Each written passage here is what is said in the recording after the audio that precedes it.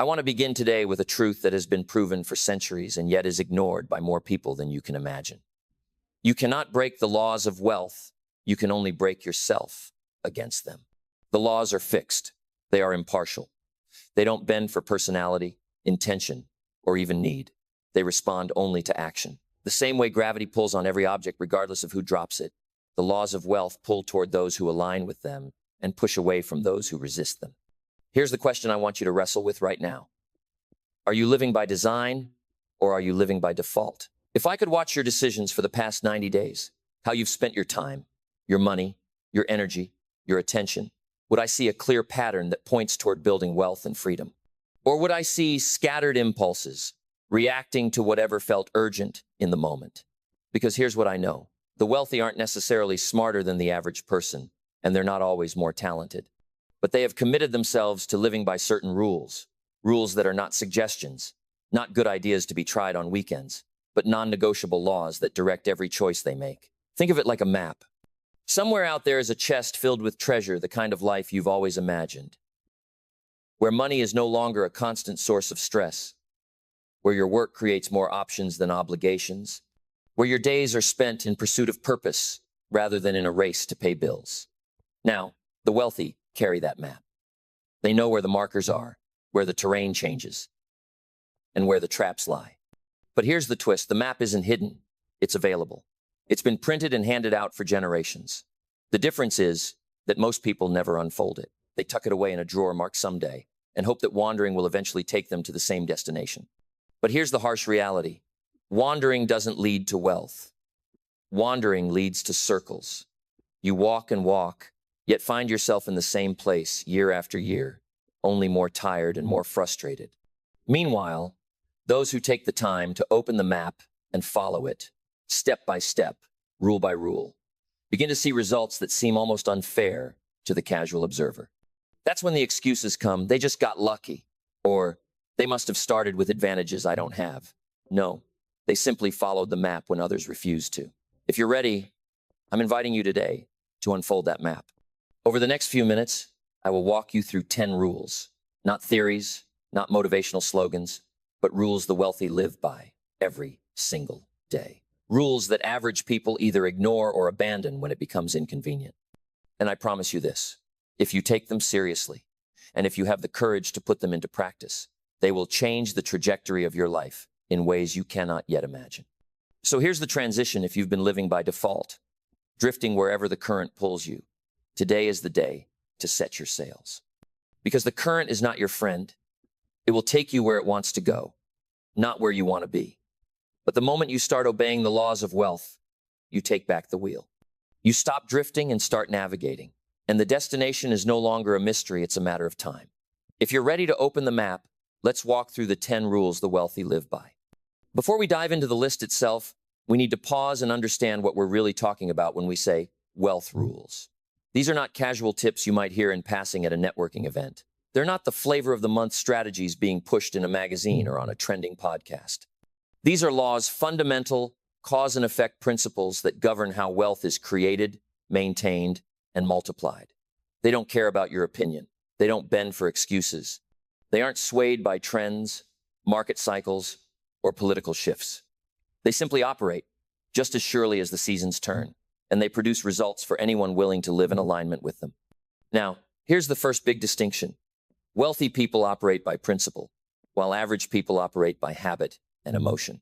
A person who is driven by habit wakes up and does today what they did yesterday, without questioning if it's leading anywhere.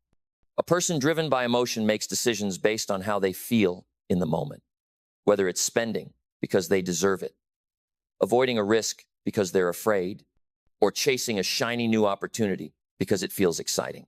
Meanwhile, the wealthy have trained themselves to override both habit and emotion when those forces run counter to their principles. They decide in advance what their rules will be, and they live by them, regardless of mood or momentary temptation. Think of these rules like the guardrails on a mountain road. The guardrails don't slow you down. They keep you from plummeting off a cliff when the road curves unexpectedly. Average people chafe at the idea of guardrails. They see them as restrictions, limitations, something that keeps them from driving wherever they please. But the wealthy understand that freedom without boundaries is just danger, in disguise. By committing to these rules, they move faster and farther because they're protected from the worst kinds of mistakes, the kind that erase years of progress in a single moment. The second thing to know is that these rules are non-negotiable for the wealthy. They don't treat them as good ideas to be followed most of the time. They treat them as absolute requirements. They don't say, I'll save money unless I find something I want to buy. They say, I save first, spend second, period. They don't say, I'll invest in my own growth if I have time. They say, I invest in myself before I invest anywhere else. This level of consistency is one of the starkest differences between the wealthy and the average. The wealthy understand that a broken rule is not just a small mistake, it's a breach in the structure that can eventually cause the whole thing to collapse. And here's why you need to hear this before we even name the rules. The moment you treat these principles as optional, you've already lost. If you try to pick and choose based on what feels comfortable, you'll drift right back into the patterns that keep most people stuck. The wealthy didn't become wealthy because they lived by rules that were easy. They became wealthy because they lived by rules that worked. And those rules worked because they were applied fully, not selectively. So, as we move forward, I want you to approach these 10 rules not as information to consume, but as a code to live by. See them as your new operating system. Understand that adopting them may require you to unlearn years, maybe decades of thinking and behavior. But also understand this. Once you commit to them, you'll begin to see the difference almost immediately. Opportunities will appear that you once missed. Mistakes that used to drain you will no longer even tempt you. Your confidence will grow because you'll no longer be navigating by guesswork. You'll be operating on laws that have stood the test of time. With that foundation in place, it's time to strip away the false beliefs that keep people from living by these rules in the first place. Because before we can build the right mindset, we must tear down the myths that have been holding you hostage. Let's start by confronting the first and most common one. Let's deal with one of the most comfortable lies people tell themselves to explain the gap between their results and the results of the wealthy. They're just lucky. I've heard it in coffee shops, in office hallways, in quiet whispers at family gatherings when someone's success is being discussed. It's the kind of statement that lets you walk away from the conversation without feeling the weight of responsibility for your own choices. Because if wealth is just a matter of luck, then nothing you do really matters. You're either chosen by fate or you're not. And if you're not, you can stop trying. But here's the reality. Luck is a wind. It blows for everyone. Some days it's a strong gust. Some days it's barely a breeze. But the wealthy don't depend on the wind. They set their sails. Setting your sails is the act of preparation, discipline, and alignment with the laws of wealth, so that when opportunity comes, and it will come, you can capture it and be moved forward by it. Average people wait for the wind to be just right. They want perfect timing, perfect conditions, perfect clarity before they take action. Meanwhile, the wealthy are moving, even when the wind is light, adjusting their course, building momentum, so that when the gust hits, they are already in motion. And that makes all the difference, because a ship that's already moving catches more of the wind than one sitting idle in the harbor. I've seen people win the lottery, the ultimate picture of luck, and lose everything within a few short years. Why? Because they had the wind, but no sails. No systems, no philosophy, no discipline to guide their decisions. The sudden surge of money didn't make them wealthy. It only magnified their existing habits. If those habits were poor, the money evaporated.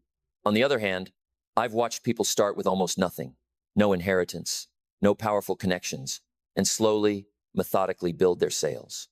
They invested in themselves. They lived by rules that preserved and multiplied what they had. And when opportunity came, they moved farther in a year than most do in a decade. The truth is, luck is random, but wealth is predictable. If you align with the rules, wealth becomes a matter of cause and effect, not chance. That's why the wealthy don't sit around discussing when luck might strike. They're too busy making sure they're ready when it does. They know that the wind blowing in their favor is only useful if they've already raised the sails, checked the rigging, and set their course. And here's the uncomfortable part. The same wind that carries one person forward can push another backward, depending entirely on the condition of their ship.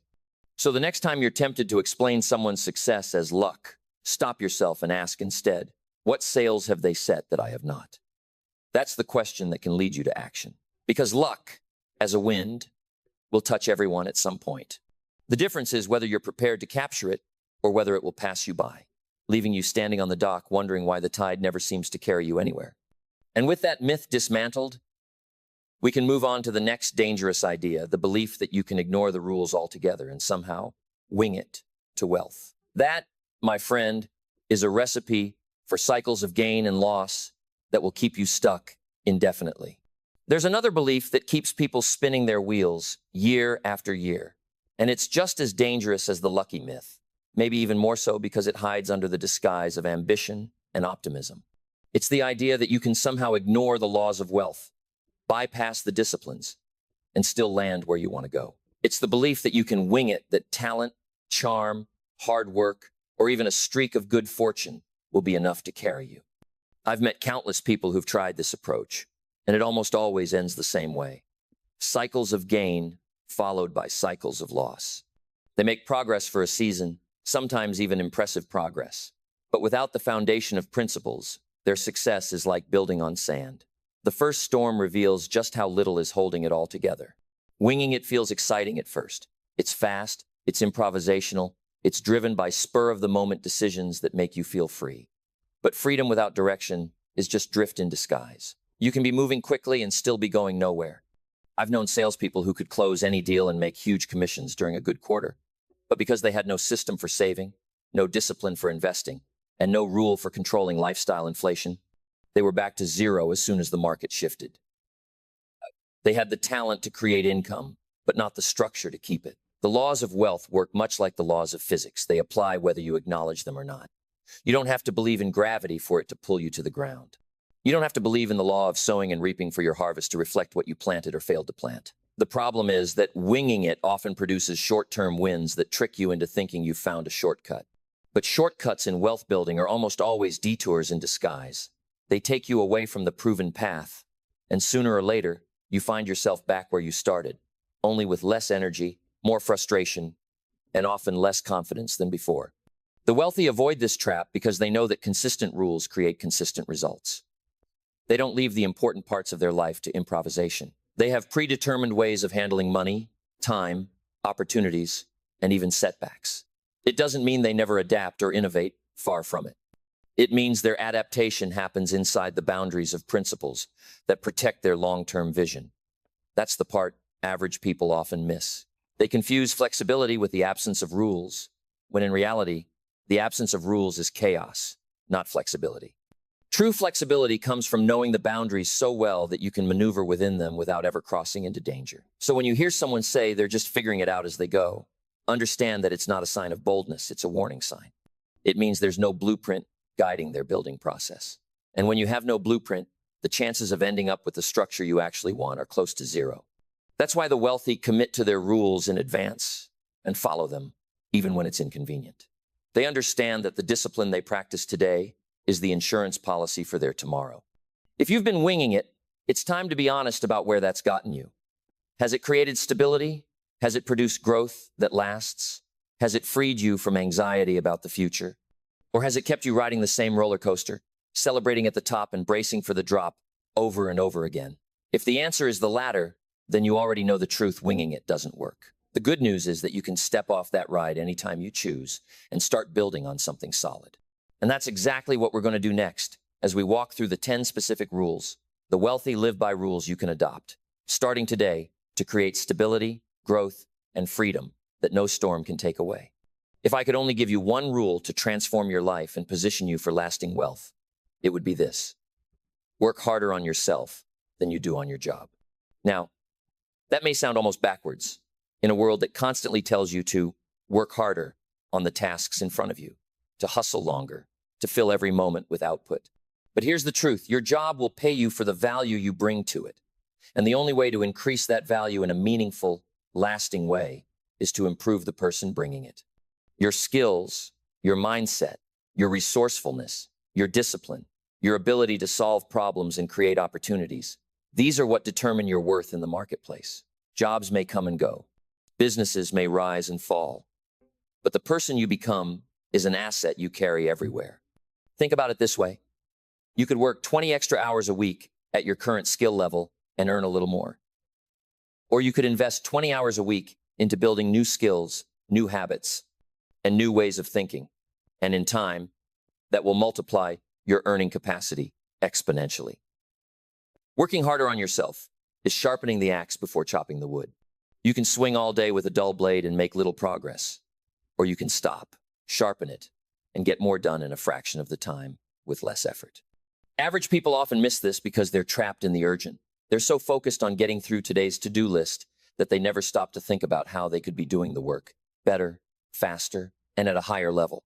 When you commit to personal growth, you enter a different league entirely. You stop asking, what do I get paid for this hour? And start asking, how can I make the value of my hour greater? This is why wealthy people seem to leap ahead while others grind in place. They're not just clocking hours, they're upgrading the quality of what they can offer in those hours. They read more. They study their craft. They seek mentors. They practice skills outside of work hours, not because someone told them to, but because they know that the person they are becoming is their real product. And here's something most people don't realize: the return on self-investment compounds just like money does. The skill you learn today makes you more effective tomorrow. The book you read this week gives you insight that can create opportunities for years. The discipline you develop now will still be paying you decades later in the form of consistency and reliability. The wealthy know this, and that's why they set aside time for growth just as deliberately as they set aside time for business deals. They see personal development not as an optional extra, but as the foundation for every result they will ever achieve. The theological truth here is simple. You reap what you sow. If you sow into your personal growth, your wisdom, your skills, your character, the harvest will be richer than anything you could gain by working yourself to exhaustion without improving. The marketplace rewards value, and value comes from what you've built inside yourself. So make the shift today. Stop seeing your job as the main thing and your personal growth as something you get to if there's time. Reverse it. See your growth as the main thing and your job as simply the current platform for expressing that growth. Because platforms can change, industries can change. But if you've worked harder on yourself than anything else, you will always be ready to step into the next opportunity with confidence, competence, and the capacity to win. If Rule 1 builds the engine that drives your earning power, Rule 2 builds the container that keeps your wealth from leaking away. Spend less than you earn. It sounds so simple that most people nod in agreement without ever really committing to it. But simplicity does not mean ease. And in a culture that constantly pressures you to prove your worth by what you consume, this rule is one of the most ignored and one of the most powerful. You can't grow what you won't keep. You can't invest what you've already spent. And you can't buy your way into wealth with things that lose value the moment you swipe the card. The wealthy live by this rule not because they are stingy or afraid to enjoy life, but because they understand the math of freedom. They know that every dollar not spent is a dollar that can be invested, multiplied, and put to work on their behalf. They don't see money as just a way to purchase comforts. They see it as a way to purchase options. And options, the freedom to choose where you live, how you spend your time, what work you take on, and what causes you support, are bought with disciplined surplus, not with maxed out credit and borrowed time. This is where the theological principle of stewardship comes in.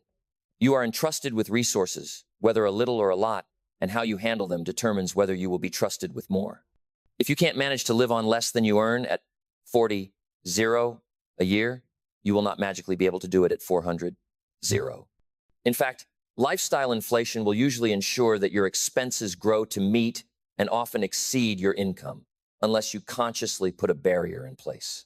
Wealthy people put that barrier in place from the beginning, often living on a fraction of their income, not because they have to, but because they choose to. Average people ignore this rule because they confuse lifestyle with wealth. They see the new car, the bigger house, the designer labels, and assume those things are proof of abundance. In reality, they're often proof of debt. The wealthy are not impressed by how much someone spends. They're impressed by how much someone keeps and grows. They understand the difference between looking rich and being rich, and they choose the latter every time. Spending less than you earn requires saying no, not just to luxuries you can't afford yet, but sometimes to luxuries you can afford but choose to delay. It means distinguishing between needs, wants, and whims. It means having the courage to be misunderstood by people who think living it up is the goal, when you know that building it up is far more powerful. And it means creating systems that make saving and investing automatic so that discipline doesn't have to rely on willpower alone. The beautiful thing about this rule is that it creates a compounding effect over time. The first few years of disciplined surplus may feel slow, but as your savings grow, your investments begin to produce income, which then creates even more surplus, which you can invest again. Over a decade or two, the results are staggering, but only if you obey the rule every single year. So let me put it plainly. If you spend everything you earn, you will never be free, no matter how much money passes through your hands. If you consistently spend less than you earn, you will eventually be free, no matter how modest your starting point. This is not just financial wisdom. It is a moral law, a stewardship principle, and a wealth commandment. Keep it, and it will keep you. Break it, and you will break your financial future. If spending less than you earn creates the surplus, this rule determines what you do with that surplus, and it's where the real wealth building begins. Rule 3 is to invest in assets, not just income. Income is important, of course. You need cash flow to meet your obligations and fund your life. But income alone will never make you wealthy unless you transform a portion of it into assets, things that continue to work for you long after you've stopped working for them. The wealthy understand the critical difference between what I call buckets and pipelines. A bucket is anything that requires you to carry it, fill it, and empty it yourself. Your job is a bucket. Your active business is a bucket. They produce money, yes, but only as long as you keep carrying them.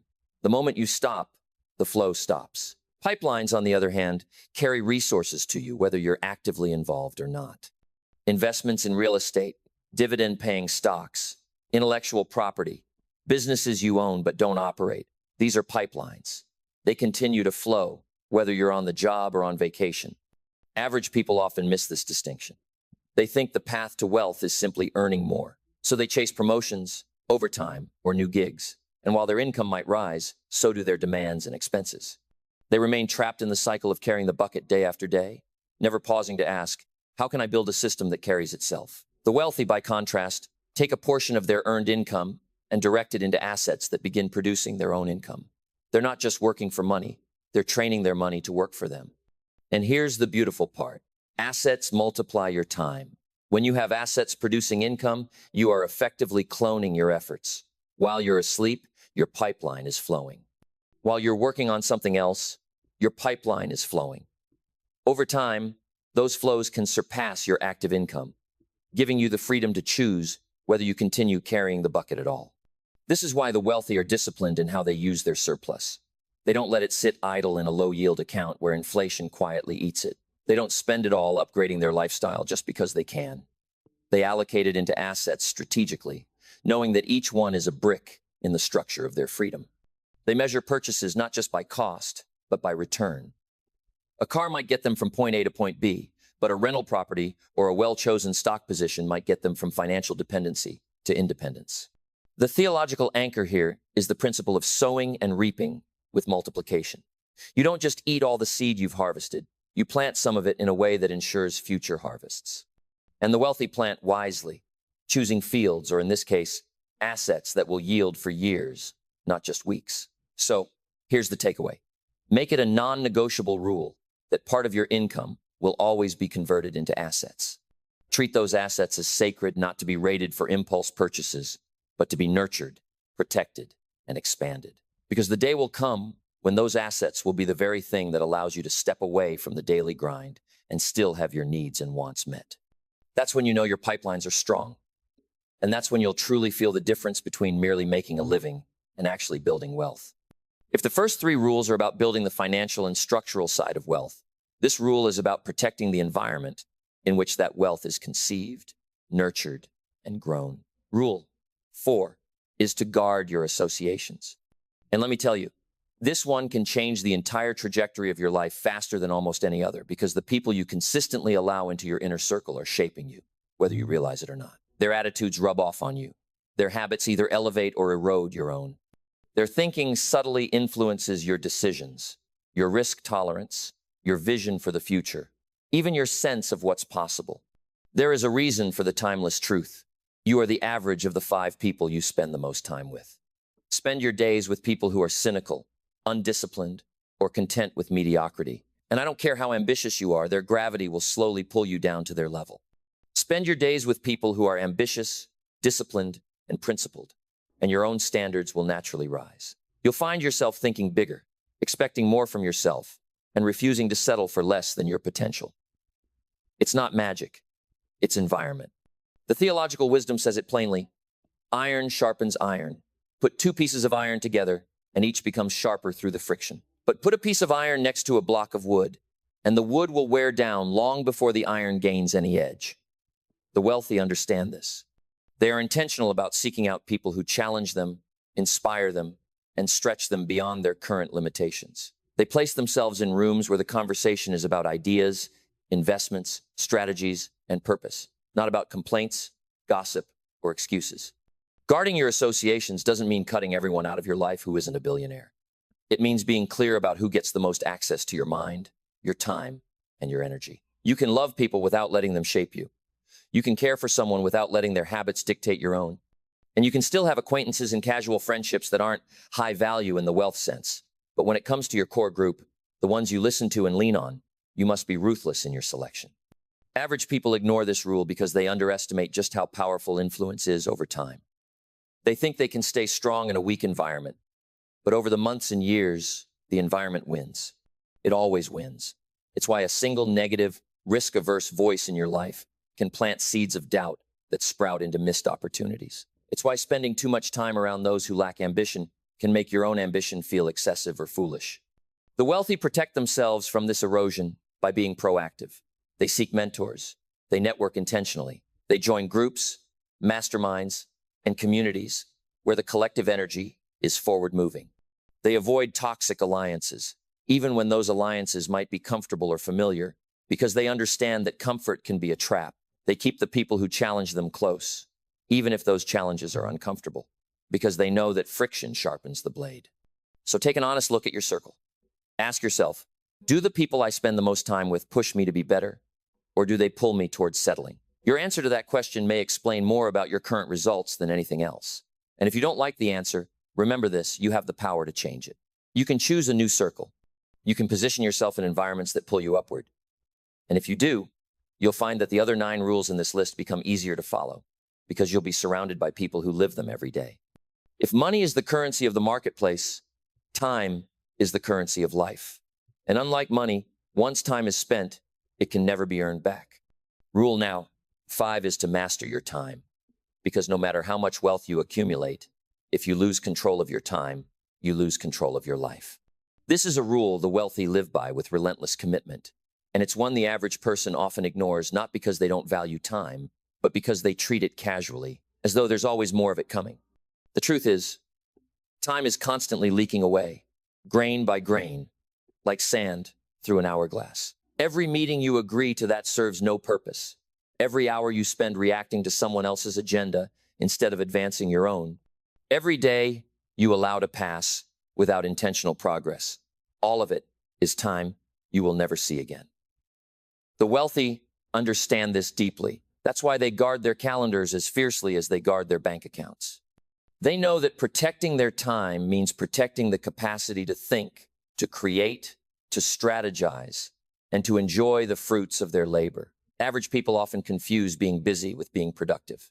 They fill their days with motion, answering emails, attending meetings, running errands, tackling one small task after another, and at the end of the day, they're exhausted but no closer to their long-term goals. The wealthy take a different approach. They ask a simple but powerful question: what is the highest value use of my time right now? And they align their schedule accordingly. They block their mornings for creative or strategic work when their energy is highest. They delegate or eliminate tasks that don't require their unique strengths. They protect their evenings and weekends for rest, renewal, and relationships, understanding that burnout erodes judgment and performance. Think of your time as a portfolio. Just as an investor allocates capital into assets that will yield the highest return, you must allocate your hours into activities that yield the highest return for your goals. For the wealthy, that means devoting substantial blocks of time to thinking, planning, and executing on the things that actually move the needle, not just the things that demand immediate attention. It means having the discipline to say no to opportunities, invitations, and distractions that don't align with their larger vision, even if those things are interesting or appealing in the moment. There's also a seasonal wisdom to time mastery. The farmer knows when it's planting season, cultivating season, and harvest season. He doesn't waste his best planting days on maintenance work, nor does he take a vacation when it's time to bring in the crop. The wealthy think the same way about their businesses, investments, and personal projects. They match their activities to the season they're in and work with intensity when the timing is right, knowing that certain windows of opportunity won't be open forever. Mastering your time also requires the courage to prioritize what matters most over what matters now. That means resisting the pull of the urgent in favor of the important. It means putting your phone down when you're with your family, because those moments won't come again. It means choosing to spend a weekend developing a new skill instead of binge watching a series, because the skill will still be paying you years from now. It means recognizing that the clock is always ticking, and you have the power and the responsibility to decide how that time is spent. If you want to live like the wealthy, start mastering your time today. Audit your schedule. Identify the leaks. Block out the hours for your highest value work and protect them as if your life depends on it, because in many ways, it does. Remember, money can be regained, time cannot, and the quality of your time will ultimately determine the quality of your life. If mastering your time ensures that you have the space to grow, then Rule 6 is what fills that space with something that compounds in value for the rest of your life. Always be learning. This is a law the wealthy live by with the same seriousness that a farmer gives to tending his crops, because they understand that the marketplace is in constant motion. Skills that were valuable yesterday may be obsolete tomorrow. Opportunities that exist today may vanish within a year. The only way to stay relevant, adaptable, and positioned for advantage is to make learning a permanent, non-negotiable part of your life. The wealthy treat learning as an investment, not a luxury. They don't read books, attend seminars, or seek mentorship when they have time. They make time. They know that the mind is like a field. If you plant nothing in it, weeds will grow by default. If you plant the wrong seeds, you'll get the wrong harvest. But if you intentionally plant seeds of useful knowledge, sharpened skills, and expanded perspectives, you'll reap a crop of opportunities that others simply can't access. That's why their libraries are bigger than their entertainment centers, and why their schedules include as much time for thinking and study as for execution. Average people often stop learning the day they finish formal schooling.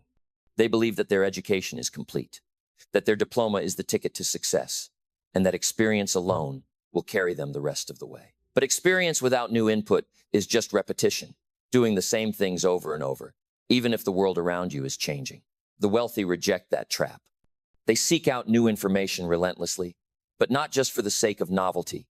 They filter what they learn through the lens of their goals and their philosophy. They don't chase every new idea. They focus on what will sharpen their edge and expand their capacity to create value. There's a metaphor I like to use. Fill your library before you fill your living room. The average person will spend thousands decorating a space to look impressive, but will hesitate to invest even a fraction of that in books, courses, or mentorship. The wealthy reverse that priority. They know that the knowledge they acquire today could produce returns for decades, while the new sofa will begin depreciating the moment it's delivered. The theological truth here is tied to the principle of stewardship again. You've been given a mind, the ability to reason, to imagine, to learn, and you're responsible for what you do with it. Neglecting your own development is a form of waste. Cultivating it, on the other hand, multiplies your capacity to serve, to solve problems, and to generate results. And the more you grow, the more valuable you become to others, which is the ultimate foundation of wealth. If you want to live by this rule, make learning part of your daily and weekly rhythm. Read books that challenge and expand your thinking. Study the history of your industry. Learn from people outside your field so you can see patterns and opportunities others miss. Seek out environments where you're the least knowledgeable person in the room, because that's where you'll grow fastest. And remember, what you learn is only as valuable as what you apply. Knowledge that isn't put into practice becomes dead weight. The wealthy live by this because they know that a sharper mind leads to sharper decisions, and sharper decisions lead to greater results. And the best part is, learning is not dependent on anyone's permission. You can start today, right where you are, with what you have. The only question is whether you will commit to it as a lifelong rule or treat it as an optional extra. If you choose the former, you'll quickly find that your capacity to see, to act, and to win will grow beyond what you thought possible. If Rule Jark 6 keeps your mind sharp and your options open, Rule Jark 7 is about putting that sharpened mind to use in a way that can multiply your results. Take calculated risks. The wealthy understand something the average person often avoids: that opportunity and risk are inseparable. You cannot have one without the other. Every meaningful gain requires stepping into a space where there's a chance of loss. But here's the difference. The wealthy don't gamble. They don't throw themselves into situations blind, hoping fortune will smile on them. They study, they prepare, they assess the landscape, and then they make moves with intention. This is what separates a calculated risk from a reckless one.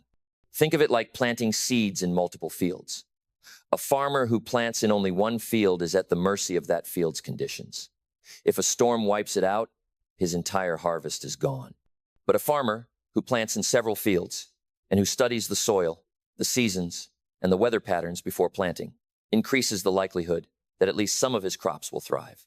The wealthy approach opportunities the same way. They spread intelligently, they hedge their bets, and they accept that not every seed will grow, but enough will to produce abundance. Average people often avoid risk altogether, thinking that safety lies in doing nothing new. But avoiding risk is itself a risk, the risk of stagnation, of missing the one opportunity that could have changed everything. On the other end of the spectrum, some chase risk recklessly, mistaking adrenaline for opportunity. They jump into ventures they don't understand, invest in things they haven't researched, or start projects without a plan, only to watch them collapse under the weight of their own inexperience. The wealthy avoid both extremes by making risk a disciplined practice rather than an emotional reaction. A calculated risk is built on three pillars: knowledge, preparation, and resilience. Knowledge means you've done your homework. You understand the numbers, the market, the players involved, and the potential outcomes. Preparation means you've built the resources, financial, relational, and mental, to handle both the best case and worst case scenarios. Resilience means that even if the risk doesn't pay off, you can recover without losing your foundation. The wealthy enter risks with their eyes open, their footing steady, and their contingencies in place. The theological parallel here is the parable of the talents. The servant who buried his talent to avoid risk was rebuked, while the ones who put theirs to work and accepted the possibility of loss were rewarded. The lesson is clear. You are entrusted with resources not to hide them, but to multiply them. And multiplication always carries some element of uncertainty. So how do you begin to live by this rule? Start small. Take risks in areas where you can afford to lose, and where the lessons you gain will prepare you for bigger moves later. Learn to evaluate opportunities not just by the upside, but by the downside, and by your ability to handle it. Build the muscle of discernment so you can recognize the difference between a risk worth taking and a gamble you should avoid. Over time, as your capacity grows, so will your ability to take larger, more strategic risks, the kind that can change the shape of your life in one decisive move. The wealthy live by this rule because they know that nothing great is built in the absence of risk. Safety has its place, but it cannot be the driver. If you want returns that most people never experience, you must be willing to make moves. Most people will never attempt, not recklessly, but deliberately, with calculation and conviction. Because in the end, it's not the risks you take that define you. It's the ones you refuse to take that may haunt you the most. This rule is one of the quietest in appearance, yet one of the loudest in impact. Keep promises to yourself. It's easy to talk about the rules of investing, networking, or managing your time, because those are external actions. People can see them, they can measure them. But this rule happens in the unseen, in the private space where only you know whether you're honoring your word. And make no mistake, if you can't be trusted to follow through on the commitments you make to yourself, you will never be able to build the level of discipline and self-respect required to handle wealth. The wealthy live by this rule because they understand that personal integrity is the foundation of all other success. If they tell themselves they'll wake up at 5 a.m. to work on a project, they do it. If they set a goal to read for 30 minutes a day, they do it. If they commit to saving a certain percentage of their income, they do it not when it's convenient, not when they feel motivated, but every time, without exception. Why? Because every time you keep a promise to yourself, you strengthen the muscle of discipline. Every time you break one, you weaken it. And over time, your ability to follow through on bigger, more complex commitments will rest entirely on that muscle. Average people often let themselves off the hook far too easily. They make commitments casually. I'll start the diet on Monday. I'll begin saving next month. I'll work on that business idea this weekend. And then they rationalize breaking them. They tell themselves it doesn't matter because no one else was affected. But here's the truth. Every broken promise to yourself erodes trust in your own word. And if you can't trust yourself, how can you expect others to? More importantly, how can you expect to have the confidence to tackle big goals if your own mind whispers, you won't follow through? Keeping promises to yourself isn't about perfection. It's about consistency. The wealthy aren't perfect. They miss days. They adjust plans. They face unexpected obstacles. But when they make a promise to themselves, it's treated with the same seriousness as a contract with another person. If circumstances force them to change the promise, they do so deliberately and consciously, not through neglect or laziness. This is why, when they commit to a course of action in business, investment, or personal growth, they follow through because they've trained themselves to treat their word as binding. The theological principle here is faithfulness in small things. He who is faithful in little will be faithful in much. The wealthy know that if they can't be faithful to the seemingly small commitments, waking up on time, sticking to a workout, completing the daily reading, they won't magically become faithful when millions of dollars, large teams, or high-stakes opportunities are on the line. Integrity is built in the small, private victories long before it's tested in public. So how do you begin to live by this rule? Start with 1 or 2 small commitments to yourself and keep them relentlessly. It could be as simple as drinking a set amount of water each day, making your bed every morning, or writing for 10 minutes before bed. The habit is less important than the act of following through. Once you build the habit of self-trust in small things, you can extend it to larger goals. And the more promises you keep, the more your confidence grows, the more disciplined you become, and the more unstoppable you feel. The wealthy guard this rule fiercely because they know that breaking it is the first crack in the foundation. Once you start letting yourself slide, you've opened the door to letting other standards slide as well. But when you keep your promises, especially the ones no one else will ever know about you, carry yourself differently. You walk into opportunities with a quiet assurance that says, I can trust me. And that kind of self-trust is one of the most valuable assets you will ever own. This rule turns the thinking of most people upside down because the average person lives by the belief that you give after you've received that generosity is something you can afford only once you've made it. But the wealthy live by a different law entirely. Give before you get. They understand the timeless principle of sowing and reaping. You cannot expect a harvest from a field you have never planted in. Giving is not something they tack on at the end of success. It is woven into the very process of creating it. To the wealthy, giving is not just about money, though money is certainly a part of it. It's about adding value, offering help, sharing knowledge, making introductions, creating opportunities, and investing in others without keeping score. They know that every seed planted has the potential to return multiplied, not always from the same source, not always in the same form, but in ways that align with the law of cause and effect. This is why you will often find wealthy people sponsoring young entrepreneurs, mentoring rising talent, supporting causes, and contributing to community projects long before they need to. They understand that by opening their hands, they open the flow of opportunity both ways. Average people resist this idea because they see giving as subtraction. They believe that if they give, they'll have less for themselves, and in the narrowest sense, that may be true temporarily. But the wealthy see giving as planting. Yes, you release the seed from your hand, but you release it into the soil, where it can grow into something far greater than what you gave away. They also understand something deeper. Giving shapes your own mindset. It shifts your focus from scarcity to abundance. It reinforces the belief that there is more coming, that you are a creator and contributor, not just a consumer. The theological truth here is ancient and undeniable. Give, and it will be given to you. A good measure, pressed down, shaken together, and running over. This isn't just spiritual poetry, it's a law woven into the fabric of life. When you withhold out of fear, you close yourself off to the very channels through which blessing flows. When you give freely and wisely, you create ripples that often come back to you in ways you could never have engineered. This principle is not about reckless charity or enabling dependency. The wealthy are strategic in their giving. They look for soil that will produce a harvest, causes that create lasting change. People who will multiply the value of what they receive. Opportunities that will ripple outward. They understand that every seed has potential, but not every patch of ground will nurture it. So they give with both generosity and discernment. If you want to live by this rule, start small, but start now. Give where you are, with what you have. Share knowledge with someone who needs it. Make an introduction that could help another person's career. Set aside a percentage of your income, no matter how small, for causes that matter to you. And do it before you think you can afford it, because the act itself will begin to change you. It will teach you that wealth is not just about accumulation, it's about circulation. The wealthy live by this because they know it works not as a superstition, but as a system. Giving creates connection. Connection creates trust. Trust creates opportunities.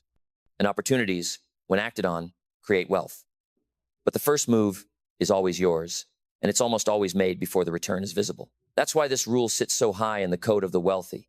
It forces you to lead with value, to plant before you demand a harvest, and to trust the law that has been producing abundance for those who follow it since the beginning of time. If the first 9 rules create the foundation, the structure, and the momentum for building wealth, this final rule ensures that what you build actually lasts. Think in decades, not days. The wealthy live by this because they understand that true wealth, financial, personal, and legacy, wealth is the product of compounding decisions made over long periods of time. They are not seduced by the illusion of overnight success because they know that even when a breakthrough appears sudden, it is almost always the result of years, sometimes decades, of disciplined effort. Thinking in decades forces you to play a different game than the average person. The average person is often caught in the tyranny of the urgent, chasing whatever looks exciting in the moment, making decisions based on immediate gratification, measuring progress in days or weeks. They plant seeds in the morning and dig them up by evening to see if they've grown.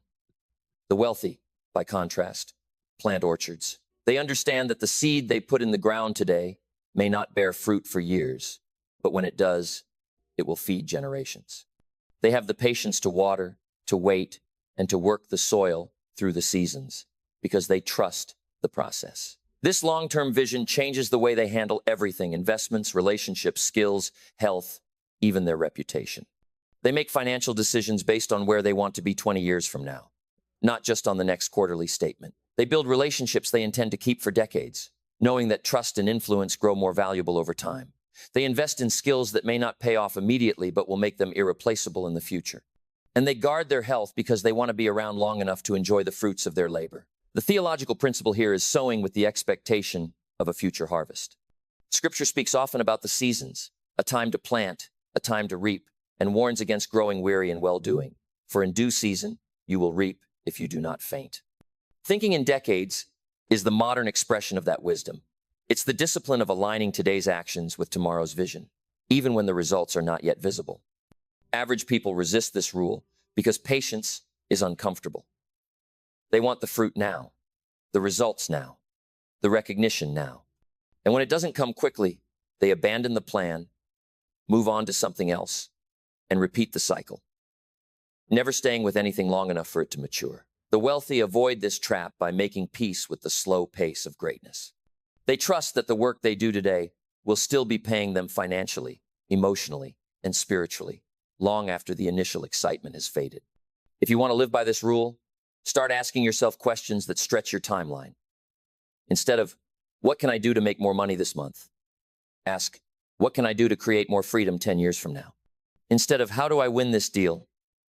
Ask, how do I build a reputation that will win me deals for the rest of my life? Instead of, what's the quickest way to solve this problem? Ask, what's the solution that will keep this problem from coming back for the next 20 years?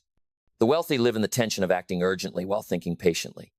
They move quickly on opportunities but keep their eyes fixed on the horizon. They know that the real measure of success is not how much they can gain in the short term, but how much they can sustain and grow over the long term. Thinking in decades forces you to build with materials and methods that endure. It makes you reject shortcuts that might get you there faster, but can't keep you there. And in the end, it ensures that when you arrive, you stay, and that what you've built continues to stand long after you're gone. Now that you've walked through all 10 rules, you face the most important moment of this entire journey, the point where learning must turn into doing. This is where most people stumble. They nod along, they take notes, they feel inspired, and then they close the notebook or click away and go right back to the life they were living before. That's not how change happens. The gap between knowing and doing is where dreams go to die. The wealthy don't let that gap exist for long.